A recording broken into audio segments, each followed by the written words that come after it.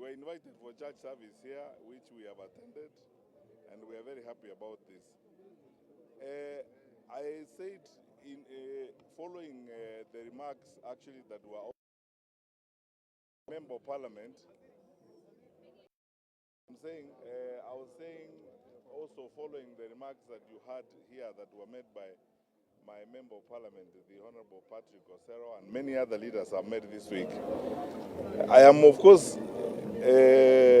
concerned about the level of rhetoric I'm seeing, especially coming from public officials, especially government-aligned public officials. You know, the nonsense that is going on of dividing, telling us about Mount Kenya East and Mount Kenya West. You know, Kenya, 63 years after independence, we are engaged in such primitive discussions when our country has got very serious challenges and things that we need to be concentrating on. Let us unite our people. Our responsibility as leaders, regardless of the position, our foremost responsibility is to unite our people. The bulk of our population are young people who actually don't care for tribes and that kind of thing. Now, people are being told, you know, like I said, I saw a cabinet minister making, I remarked, I don't know whether to laugh or cry in this day and age, you know, using language I can't even repeat to describe a community, you know, and imagery to describe a community. When we start ethnic profiling, such as I saw that cabinet minister unfortunately do, you are essentially beginning to stigmatize a community because of political decisions or because of what happened in Ol Kalau. Let us be responsible people. I can't say this much more eloquently than some of our founding fathers said. Kenya succeeds when we are together, we act together, and we must draw a line, because there always will have to be a line between the political competitions that we have, the desires we have for power and position, and the survival and stability of our country. This is our only home on earth. And regardless of your political persuasion, you must approach that line when country is more important than your passions, your feelings, your affiliations, and all that kind of thing. So it's very unfortunate, you know, what are we going to tell our young people when cabinet ministers flying our flag on their cars are speaking in that kind of irresponsible and ridiculous manner?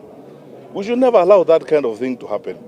Two, I have said this before and I do not mind repeating it again, and as many times as I have an opportunity to. The insecurity in the country and the movement of goons, armed goons across the country, surely the government cannot say they do not know what is happening. And I say this authoritatively as a former Minister of Interior. The capacity of our country, the structures we have, are capable to bring about order and peace in the country, especially as we approach the campaign season. To have people marauding around with weapons, you know, threatening people. I saw yesterday the governor of Trans Nzoia, my brother and my good friend George Natembea, speak very passionately about attempts to try and disrupt a meeting that was going to be held today. I mean, I would ask in the biblical language, who bewitched us as Kenyans? It's utter nonsense to interfere with the meetings in a democratic country. We are a multi-party democracy. You are free to go anywhere, have a meeting. Kwani, you know, when people go to, for example, in Machakos and have a meeting, are they carrying away those people? You can also go back to Machakos and tell them a different story if you want. But you know, this primitive thinking, which I think is espoused more by our leaders on the side of government, is intolerable. And you know, they need to be advised. You cannot hold on to power in that kind of manner. It is cheaper, and honestly for me, this is very free advice to them. It is much cheaper, easier to go the persuasion route. You might achieve more results by persuading people, sitting down with them in various groups and talking to them nicely, than trying to terrorize people into subservience. That, you know, you will organize people and beat them and so on and so forth so that they can follow you. It's a very primitive way of looking at things. It doesn't work, and it will not work. Plus, you know, you are hurting your citizens, people you are supposed to be leading. So let's face this thing. My request, and honestly, This is my one-line statement to His Excellency, our President and the security team.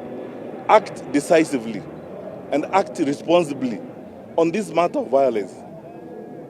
Act decisively. I keep saying every day, I mean, no one knows about this more than me. I dealt with these things when I was a Minister for Interior.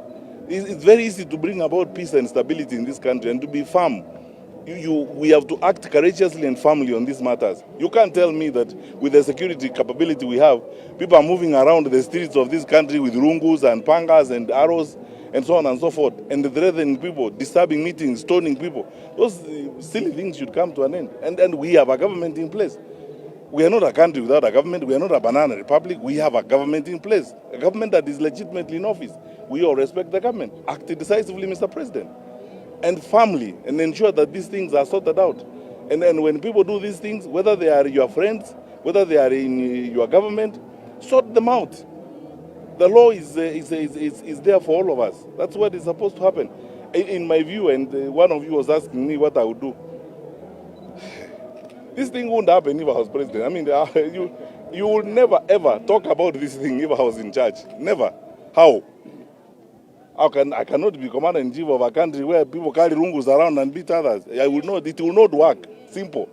And anyway, if you want a solution to those issues, I think I am that solution. Yeah. Thank you. Thank you.